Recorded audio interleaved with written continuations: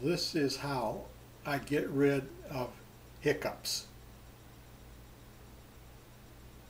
First, I got to have a hiccup to prove I have the hiccups.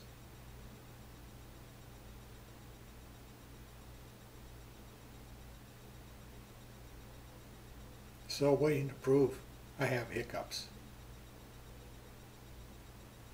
Well, very good.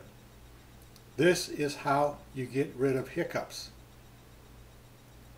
You stand in front of your PC camera when you have hiccups and wait to have a hiccup. Well, guess what? You don't have one. You're cured.